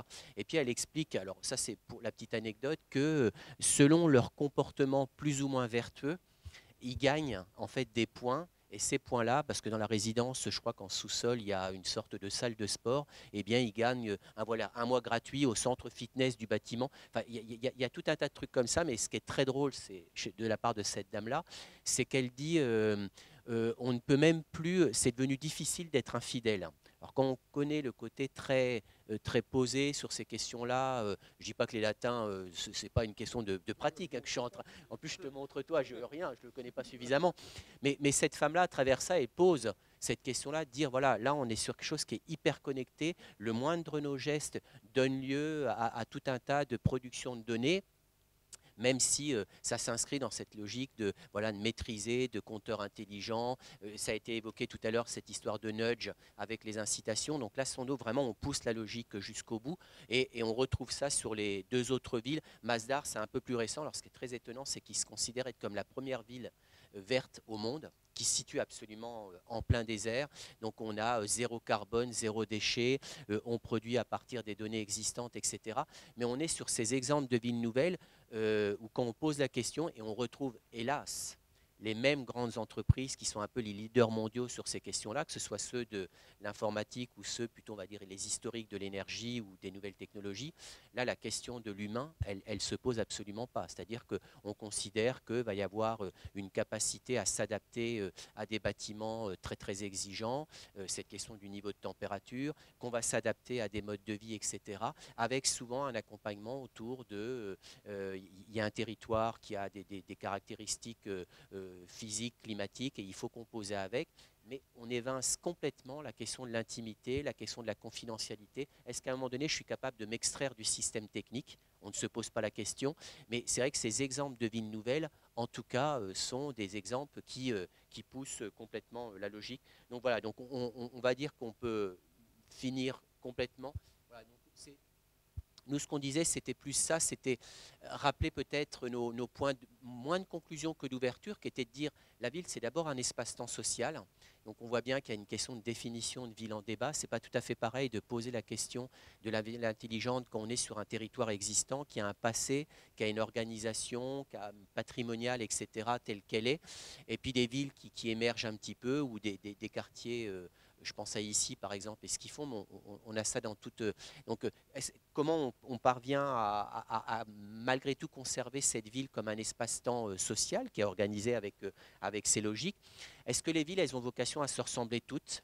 Quand vous regardez King Abdullah City, Masdar et puis Sondo, c'est exactement la même chose. Mais on ne va pas regarder l'autre étranger comme celui qui est peut-être plus responsable. Quand on regarde chez nous, ici en France, n'importe où, moi je suis toujours saisi qu'à un moment donné de voir comment l'idéologie de la baie vitrée, par exemple, a fait des petits absolument partout. Nos anciens avaient du bon sens. Vous allez vous promener dans n'importe quel village où il y avait des petites ruelles qui permettaient à la fois des petits corridors de circulation d'air, etc. Voilà, il y a comme ça la baie vitrée qui à un moment donné est devenue l'obsession de tous les architectes. Il fallait faire la baie vitrée, faire rentrer la lumière, sauf que on sait que ça peut être une aberration, excepté si on est sur des bâtiments BEPOS, mais qui vont poser d'autres contraintes. Donc est-ce qu'il faut répliquer des villes? Et c'est, encore une fois, regarder les villes qui émergent, elles se ressemblent absolument toutes. Les quartiers qui émergent dans les... J'étais à Nantes tout à l'heure, je me faisais encore la remarque, c'est pareil à Tours. Il y a quand même... Alors, il peut y avoir des conceptions architecturales très performantes, mais en tout cas, il y a cette idée de... Est-ce qu'elles ont encore la possibilité d'avoir leur singularité, leur histoire, leur rythme, leur temporalité? La question du connecter, la ville du futur le pose. Moi, je trouve qu'elles se ressemblent affreusement toutes, et c'est en tout cas c'est un point de vue qui est très personnel. La question aussi de l'hyperconnexion, de la production de données, là, il faut mieux en discuter entre nous parce que ça a beaucoup été évoqué, mais on voit quand même que moi, je suis toujours saisi quand je discute avec des gens qui sont à l'origine de la production de la donnée. Il y a quand même un fantasme autour de cette idée de produire de la donnée, produire de la donnée, produire de la donnée. On sait produire de la donnée, je crois que c'est nos amis de Bouygues qui l'avaient rappelé tout à l'heure, et ils ont raison parce qu'ils savent de quoi ils parlent. Après, peut-être posons-nous la question de savoir qu'est-ce qu'on en fait.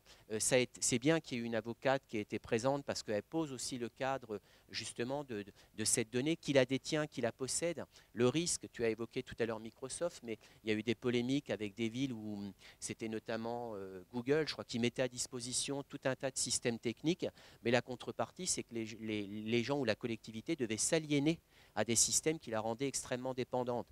Il y a eu une référence qui a été faite aussi à des détournements de données aux États-Unis, etc. Mais voilà, ça dit quoi la donnée? Et la donnée pour qui, pourquoi, dans quel contexte? Les modalités de gouvernance, c'est pareil. Est-ce qu'on est sur véritablement des logiques citoyennes? On voit bien qu'il y a deux logiques qui s'opposent aujourd'hui entre une logique très centralisatrice, quasi confiscatoire, c'est-à-dire il y a ceux qui possèdent la donnée, ceux qui administrent, ceux qui organisent, et puis ceux qui sont plutôt les destinataires d'eux, et puis d'autres qui disent...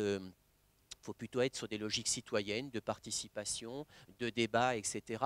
En tout cas, clairement, ces villes-là posent la question de la gouvernance. Qui va, celui qui détient la donnée, si on le dit caricaturalement, on peut considérer que c'est celui qui détient le pouvoir. La ville du futur, est-ce que c'est une forme aboutie de panoptique? Alors ça, c'est intéressant. Et là, quand on écrit panoptique, on fait référence nécessairement à Michel Foucault et puis à surveiller, punir, c'est-à-dire cette mise en visibilité à travers toutes les données qu'on produit.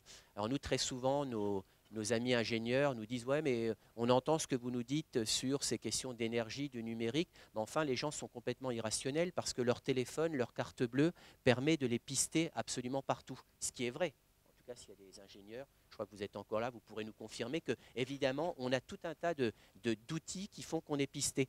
Mais simplement ce qu'on rappelle, c'est sur les questions d'énergie par exemple, eh bien il y a peut-être quelqu'un qui va accepter que son smartphone le piste, etc. C'est que par ailleurs, dans l'arbitrage qu'il a fait entre ce que ça peut lui coûter, y compris en termes d'espionnage, etc., puisque ça lui rapporte, c'est un réseau social, c'est une relation à l'autre, etc., eh bien, il considère que, quand il le sait, qu'il est prêt à accepter ce genre de dérive potentielle. Sur l'énergie, il faut croire que ces questions-là se posent un peu moins. Mais c'est une vraie question de savoir si cette hyper mise en visibilité, sachant qu'a fait chacun de nous à la fois des destinataires des données, mais aussi des producteurs de données.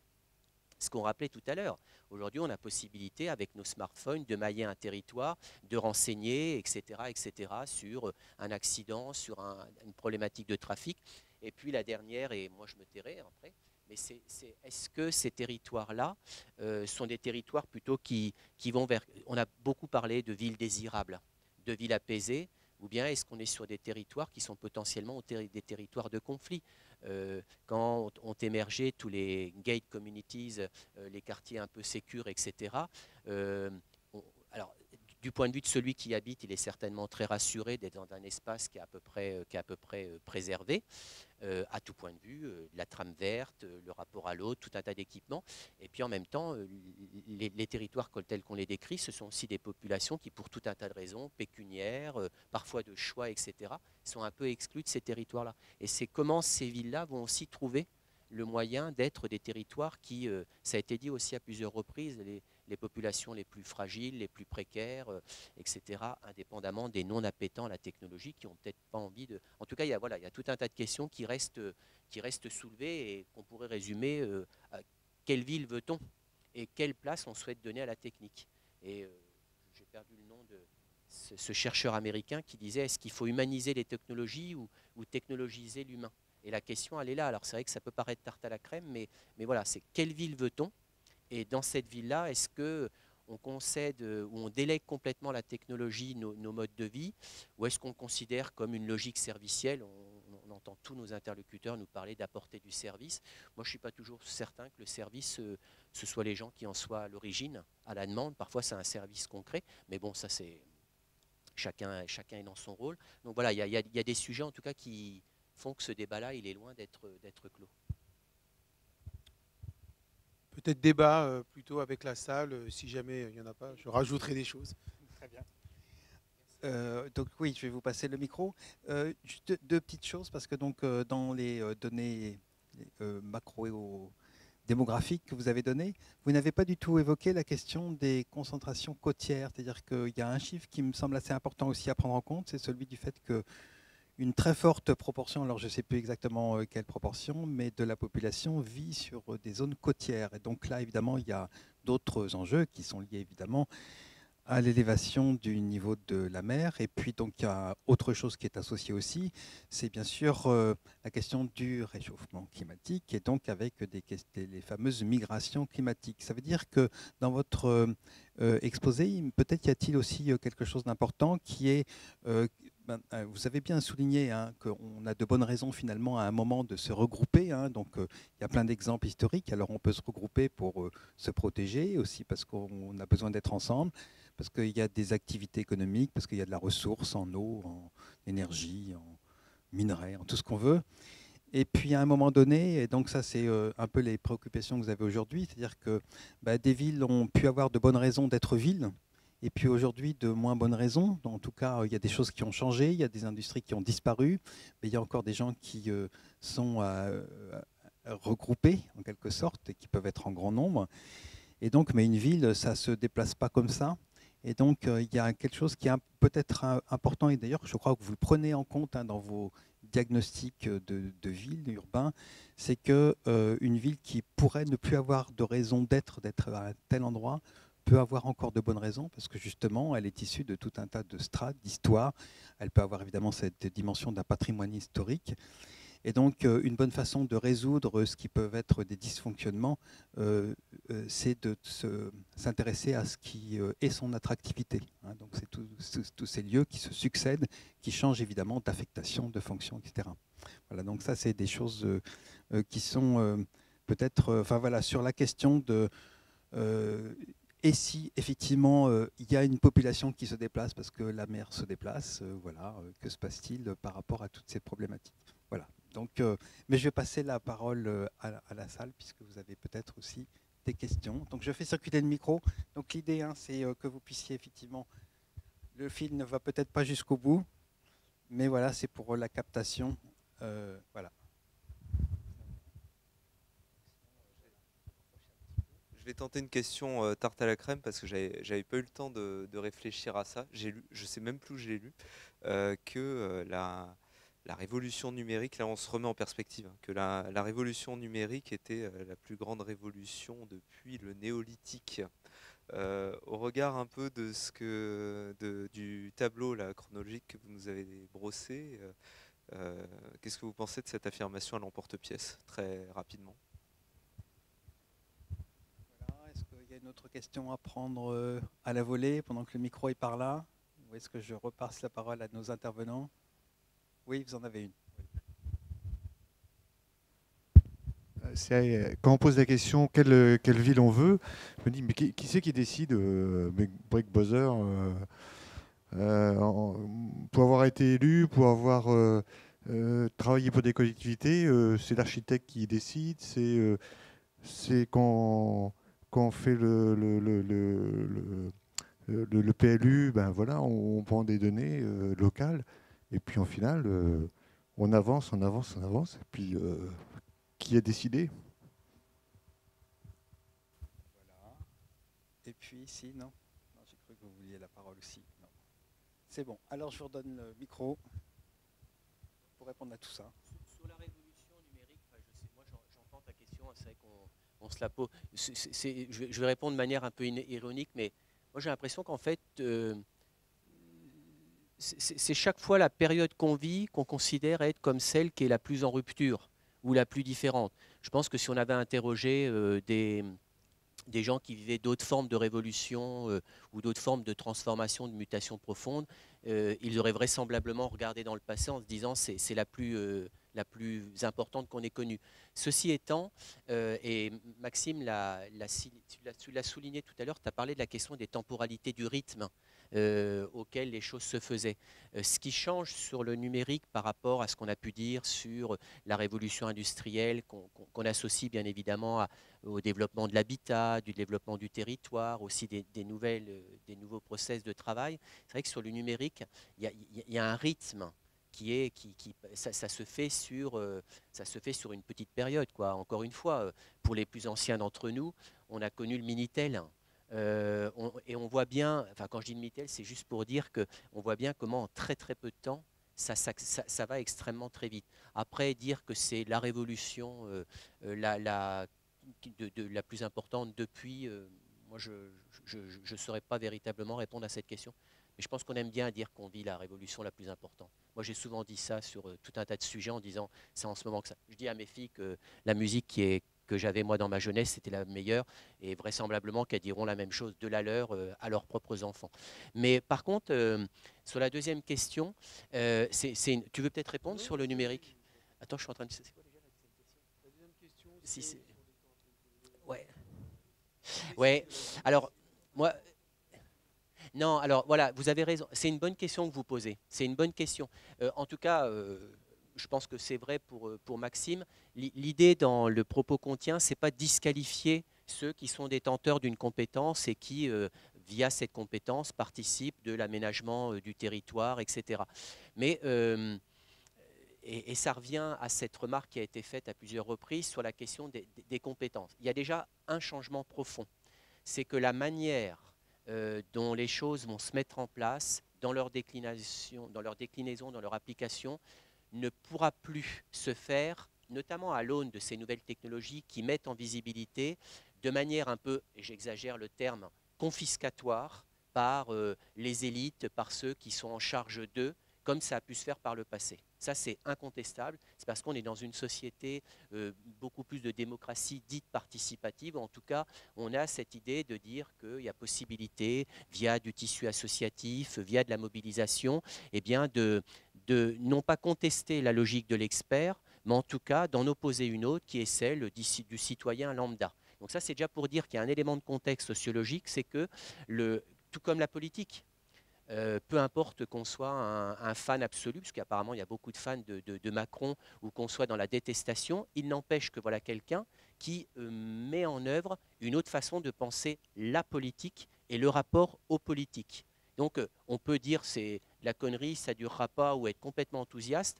Il y a un fait, c'est que c'est comme ça. Regardez le mouvement qui se passe autour du renouvellement des élus. Et quand vous entendez des vieux briscards ou des gens qui arrivent, vous dites on ne peut plus faire la politique comme on faisait. L'image du notable qui représentait, c'est terminé. Et je pense que pour ceux qui pensent la ville, ces questions-là, c'est un peu la même chose. On a des formes de mise en visibilité, on a des outils type Internet, etc., qui font que de toute façon, vous pouvez d'une manière ou d'une autre participer. Moi, je travaille beaucoup avec des médecins qui me disent exactement la même chose. Ils me disent notre métier évolue parce qu'on a des tas de gens qui aujourd'hui arrivent dans nos cabinets, mais qui précédemment, oh, j'ai une petite douleur à tel endroit. Je dis là parce que j'ai vraiment une douleur là depuis quelques temps, moi en plus, c'est vrai. Et donc, ils sont allés voir sur Internet et ils viennent non pas contester l'expertise du médecin parce qu'ils la reconnaissent comme telle, mais ils arrivent quand même avec l'image où, voilà. Et le médecin, il dit, on ne peut pas faire comme ça en disant, mais écoutez, si vous préférez aller sur Internet, bah allez sur Internet, c'est de la connerie. Moi, je suis médecin, j'ai fait des études pour. Ils ne peuvent pas s'en sortir comme ça. Donc, ils composent avec. Et ça veut dire que tous les groupes professionnels vont devoir composer avec ça. Donc ça, moi, déjà pour moi, ça c'est le premier cas. Et puis après, il y a aussi une culture professionnelle. Nous travaillons beaucoup avec l'agence d'urbanisme de Tours. Et moi, je me souviens avoir fait une intervention avec eux. C'était où en fait, ça devait s'appeler « Quand le sociologue regarde l'aménageur travailler ». Et ce qui était saisissant, et eux-mêmes le reconnaissaient, on a fait un travail il n'y a pas très longtemps sur la ville post-carbone.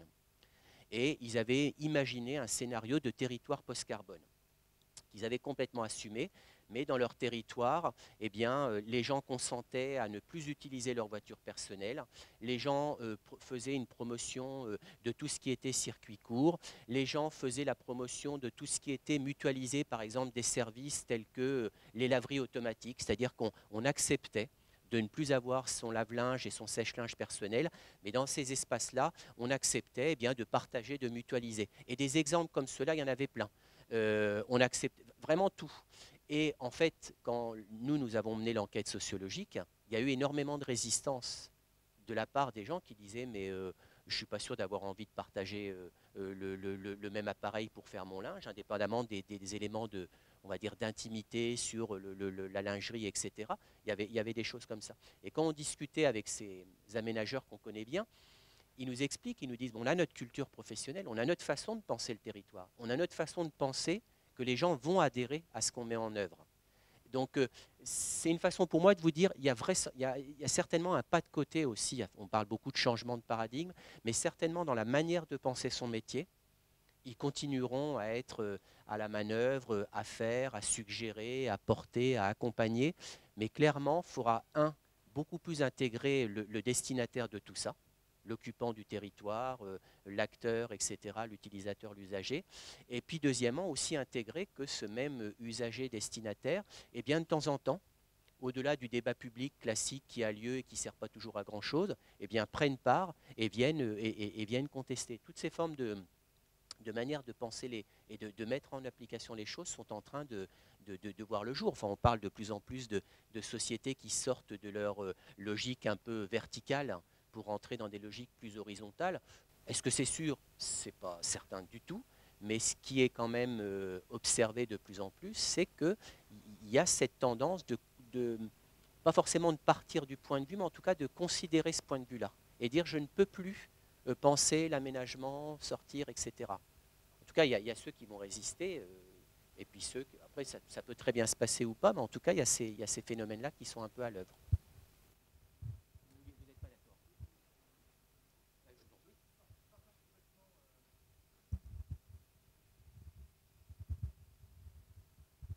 Je partage complètement l'évolution de la prise en compte et des échanges politiques, citoyens, et j'ai beaucoup d'espoir à ce que ça change. En tout cas, je vois qu'il y a vraiment nécessité à ce que ça change. Par contre, moi, sur ce domaine-là, ça va tellement vite, c'est tellement grisant qu'on n'a même plus le temps de se poser cette question-là. Et c'est tellement gris, oui, c'est l'aspect grisant qui fait qu'on avance et on a envie d'avancer et se poser les questions après coup. Et quand vous dites les élus prennent en compte, à un moment donné, comment vous disiez que c'était capté, la décision était captive, pardon, confisquée. Je crois que c'est même plus de cet ordre-là. Quand vous disiez que c'était Toshiba qui était l'acteur, l'élu, à quelque niveau que ce soit, il fait confiance à Toshiba. Il ne se pose même plus la question si on lui a confisqué quelque chose. Oui, c'est... La logique très centralisatrice où il y avait un fournisseur d'énergie à qui on ne demandait rien et ça nous allait bien parce que franchement cette question-là elle n'intéressait pas grand monde, c'est pas la question la plus sexy que celle de l'énergie et eux ça les arrangeait bien parce que en tant que particulier vous receviez votre facture une fois ou deux par an et tout le monde s'y retrouvait. Moi j'ai vu sur les collectivités la manière dont elles reprennent la main sur par exemple ces questions-là, donc je pense que l'élu au contraire il a des tas de leviers. Alors, je sais moins par rapport à des grosses entreprises et la puissance dont elles peuvent faire preuve parfois dans le rapport de force, mais moi je crois au contraire beaucoup que l'élu a un rôle à jouer qui va être central. Peut-être notamment, tout à l'heure on parlait du tiers de confiance, on ne l'a pas dit mais ça me faisait penser à ça.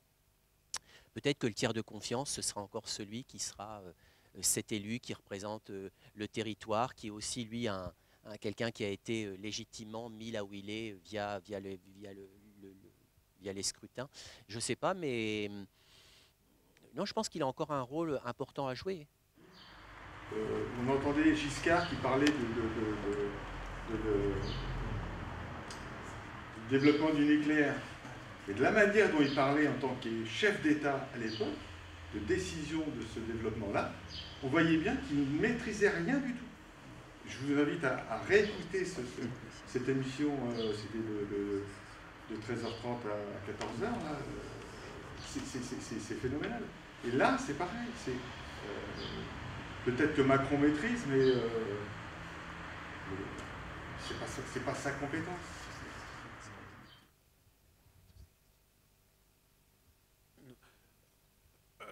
Alors sur la question des élus, effectivement, il y en a plein qui ne maîtrisent pas, mais enfin, vous mettez un élu qui est à la tête d'un syndicat d'eau, il y a tout un ensemble de processus chimiques qui ne captent pas plus, hein. Et pourtant, il s'y fait, il prend de la décision. Donc je pense qu'on est dans un système en fait, de management où on a un certain nombre d'interrogations qui sont sur le tapis, on demande tout de suite de choisir maintenant, tout de suite, parce qu'il y a une très très forte poussée des équipementiers pour pouvoir vendre leurs dispositifs techniques. Et puis les élus qui, au fur et à mesure, commencent à se former à ces questions-là et qui vont bientôt se l'approprier complètement. Ça me fait penser à la culture de l'intercommunalité. C'est seulement maintenant qu'on a vraiment des élus qui sont bien dedans. Enfin, ça fait 40 ans qu'on en parle. C'est-à-dire de former un ensemble d'élus qui soient vraiment dans l'ensemble de cette disposition de l'intercommunalité, il a fallu 30 ans. Alors c'est passé par le CNFPT, c'est passé par un certain nombre de mise en formation des élus. Mais voilà, donc je pense que là-dessus, il y a une question d'appropriation et je pense que les élus vont se former à ces enjeux-là. Je voudrais revenir sinon à la question qui a été posée sur le numérique, parce que moi, je ne suis pas du tout convaincu de ça. Je pense que la révolution, par exemple, sur la question de l'écriture, de l'imprimerie, elle a été fondamentale, hein, pouvoir tout d'un coup faire en sorte qu'on a des écrits qui restent et qui peuvent être diffusés partout dans le monde. Moi, je suis désolé, je trouve que sans ça, il n'y aurait rien eu d'autre. Donc, et puis l'électricité, malgré tout, imaginez la première fois qu'on a vu de la lumière et qui ont fait qu'on a pu bosser la nuit. Parce qu'avant, on bossait qu'à la lumière du jour, à la bougie, on ne pouvait pas faire de choses. Faire des machines. Voilà, donc effectivement, le numérique est très très important. Mais il doit y avoir une nouvelle rupture, elle sera en continuité des autres. J'ai envie d'un peu de toucher en touche un peu comme ça.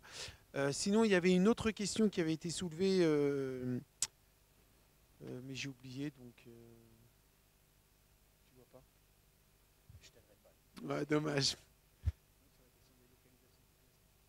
Alors, sur la délocalisation de population, pour moi, c'est l'aspect suivant de la démographie, de ce qui s'est passé au niveau rural. Effectivement, quoi dire de plus que comme des villes qui ont un certain nombre de mise en danger, on va dire, et qui vont se retrouver dans les cœurs des villes plus dans le cœur des pays. Enfin, là-dessus, moi, j'ai pas tellement de billes. Je sais qu'il y a, j'ai entendu, un quart de la population qui est menacée. Bon, bah, ça fera qu'ajouter au reste. Voilà, il y aura déjà du monde, donc ça fera, faudra construire plus. Et encore une fois, après, c'est la question de la planification. Enfin, voilà, là-dessus, j'ai pas vraiment d'éléments plus probants à donner. Ce qui est intéressant dans tes propos, c'est quand vous dites grisant. Et moi, je trouve ça intéressant que c'est grisant. Je ne sais pas si c'est grisant pour tout le monde. Je ne sais pas si c'est grisant pour tout le monde. Ce qui est sûr, c'est que, enfin, chez Bouygues, je pense que évidemment qu'il y a des secteurs d'activité qui sont au cœur de ça et pour lesquels il y a des enjeux de positionnement et c'est parfaitement respectable. Peut-être que la vitesse des entreprises sur ces sujets-là fait que c'est quelque chose c'est un objet très grisant. Peut-être que ça fait écho plus que d'autres types de révolutions ou d'autres mutations, innovations, parce que malgré tout, on la vit aussi, nous. Tout à l'heure, j'étais saisi, et ce n'est pas pour critiquer, mais j'étais saisi pendant la table ronde de voir, y compris parmi les intervenants, 3 sur 5 étaient sur leur smartphone. Et je me dis, putain, pardon, je me dis quand même, c'est étonnant parce que moi, je suis avec des étudiants où parfois je me dis, c'est comme si je prenais mon téléphone, c'est-à-dire que vous n'êtes pas dans le public.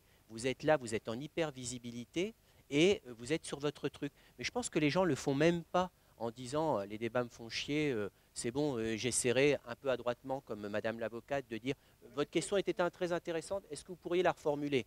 Oui. Non, non, ça dit, comme c'est complètement encastré dans notre quotidien, c'est devenu un objet qui fait écho. Il n'en demeure pas moins que je ne suis pas sûr que ce soit grisant pour tout le monde. C'est vrai que ça va poser tout un tas de questions. Et moi, j'étais très heureux qu'il y ait une juriste présente, parce que je pense que eux, notamment, vont avoir du travail. Vous pourriez le confirmer, j'imagine, chez Bouygues, mais j'imagine que toutes les entreprises sont accompagnées ou peut-être même que vous avez internalisé des compétences autour de ces questions-là, parce qu'on voit bien que ça pose des questions, et à tous les niveaux scalaires. Ça pose des questions de comment on avance sur ces questions-là, sur cette question de production de données, comment on noue du partenariat et comment on encadre tout ça. On sent bien que là, pour l'instant, il y a quelque chose. Alors oui, je vais reprendre votre terme parce qu'il est ad hoc. Il y a quelque chose de grisant. On ne sait pas complètement où on y va, mais on y va. Et puis en même temps, quand on pose un peu tout ça, on se dit, je ne sais pas, est-ce qu'on s'écoute bien? Est-ce qu'on ne se cache pas ou... Enfin, moi, je suis surpris. Je suis papa de 4 filles. Quand on est à table, il y avait des trucs où à un moment donné, on réfléchissait. Maintenant, dès que, ah bah tiens, tu te souviens tel écrivain ou tel truc, on n'a pas le temps de finir la phrase. Il y en a forcément une qui dégaine son téléphone pour aller chercher sur Wikipédia, etc. C'est complètement encastré dans la vie quotidienne. Et certainement que le fait que ce soit encastré, donc on y trouve un sens, un usage qui soit un usage, voilà, de j'ai une question. En plus, comme on est beaucoup plus dans l'immédiateté qu'on pouvait l'être, hein, on a un certain nombre à avoir, j'imagine ici, écrit, avec le plaisir qu'il y a. Alors quand je fais ça, ça fait vraiment vieux con, mais des fois, moi j'ai un peu cette nostalgie-là. Mais écrire un courrier, déjà l'investissement qu'il y a dans un courrier, je ne dis pas qu'il n'y a pas d'investissement dans un courriel, ça, on peut charger la même émotion, mais la temporalité, c'est-à-dire d'aller le mettre, d'attendre que l'autre réponde ou pas. Donc l'attente est encore plus longue. Mais tout ça fait qu'il y avait une temporalité qui était plus... Là, on est dans une temporalité de l'hyper-immédiateté qui fait qu'effectivement, c'est grisant. Et puis à d'autres moments, on se dit, oui, enfin quand même, on a certainement la prise en charge de nos populations vieillissantes, le bien-être, la santé, la question de l'alimentation, la question du bien vivre ou bien se déplacer dans nos villes. Tout ça fait que ces innovations-là, elles sont vachement intéressantes et il faut les encourager. Ce que vous faites dans vos métiers sur la construction, tout ça, ça va dans le bon sens. Et puis c'était simple. Voilà, le slide d'après, c'était simplement la question. C'est à nous, humains, de savoir où on veut placer le curseur de la technologie, parce que c'est quand même ça la question derrière. C'est ça. Et on voit qu'on n'est pas du tout d'accord. Il y a des gens qui fantasment devant l'augmenté. On fantasme devant ça.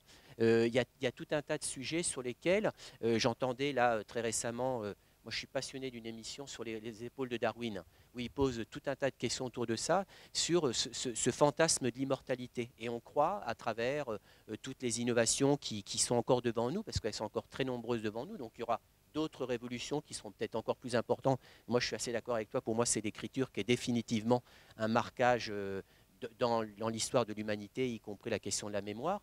mais il y en aura d'autres. Mais on ne sait pas, et c'est vrai qu'on peut simplement se poser la question, c'est qu'est-ce que ça nous dit maintenant sur notre rapport, notre vivre ensemble, notre capacité à interagir avec l'autre. Est-ce que moi, je m'inquiète beaucoup, je faisais référence tout à l'heure à cette recherche sur la ville post-carbone.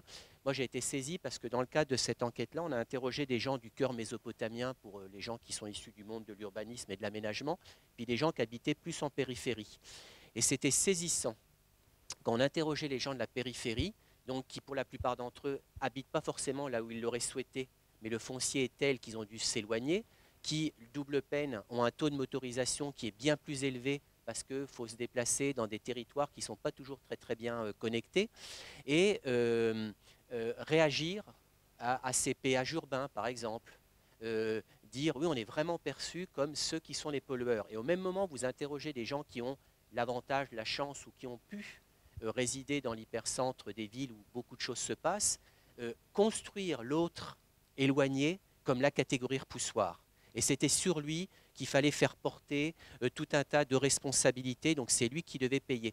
Et à l'issue de cette enquête-là, on se disait avec nos collègues, ce qui est assez inquiétant, c'était de voir comment on est sur des constructions de catégories repoussoires. Tantôt ça va être le jeune versus le vieux, tantôt ça va être l'homme ou la femme. Et puis sur ces questions-là, c'était celui qui a la chance d'habiter là où il peut ou qui a les capitaux suffisants pour assumer tout un tas de systèmes de contraintes, et puis celui qui pourra un peu moins. Et moi, j'avoue que par moment, je me pose la question de... Voilà, il y a ce fantasme ou cette hyper obsession de la techno et de la production de données, puis après, il y a peut-être, à un moment donné, garder raison, et puis se dire, mais qu'est-ce que ça nous dit sur notre relation à l'autre, quoi, et où on veut humainement placer la techno. Justement, je me souvenais de ce que je voulais dire tout à l'heure, c'était sur la ville apaisée. Parce qu'on entend tout le temps la ville apaisée, désirable et apaisée. Moi, je trouve que c'est une supercherie, de mon point de vue. C'est pas vrai que la ville, elle est apaisée, elle ne le sera jamais, parce que la ville, c'est du compromis. On est par essence avec des gens qui ont des intérêts divergents, qui ont des intérêts contradictoires, et en fait, il y a du compromis. Donc, que la ville offre de maximum d'endroits où on puisse se rencontrer, que les gens qui ont envie, comme la question du vivre ensemble. Alors j'en parle souvent du vivre ensemble, mais c'est pas vrai. Il y a des gens qui ne veulent pas vivre ensemble. Par contre, ils veulent vivre dans la ville. Et donc la ville, elle est là pour proposer à chacun des lieux où on peut vivre. Mais pour moi, tout le monde parle de vivre ensemble, dans les plans de planification, on parle de vivre ensemble. C'est pas vrai. Et on voit bien, d'ailleurs, malheureusement, il y a de plus en plus de communautarisme dans la ville. Pour le coup, la ville, elle doit quand même donner à voir à tout le monde et à proposer à vivre. À tout le monde, la possibilité. Mais je pense qu'il ne faut pas obliger tout le monde de rentrer dans le fait de dire il faut vivre ensemble. Et ça, je pense que c'est important, parce que sinon, ça veut dire qu'on confisque quelque part un petit peu de sa liberté. J'ai le droit de dire non, je ne veux pas vivre avec les autres. Je trouve ça, à titre personnel, malheureux. Je trouve ça malheureux. Mais il faut que la ville elle puisse donner la possibilité de dire non, j'ai pas envie. Très bien. Merci. Eh bien, écoutez, pour respecter à peu près l'horaire, je pense qu'on peut s'arrêter là. On a même dépassé. Donc, merci à tous les deux pour tous ces échanges. Bien sûr, merci à vous pour les échanges et les contributions de cet après-midi. Alors, pour terminer, oui, donc je voudrais aussi remercier, bien sûr, les collègues du CNAM La Roche-sur-Yon, donc du CNAM Vendée, qui est dirigé par Sophie Raymond, et puis aussi un merci tout particulier à Manon Brohan, donc qui est en fait stagiaire, qui fait sa période d'application en entreprise avec nous au CNAM, qui est en fait en médiation, en études de médiation scientifique, éducation à l'environnement. Donc voilà, cet après-midi est dû très largement à Manon. Donc nous la remercions. Et donc voilà.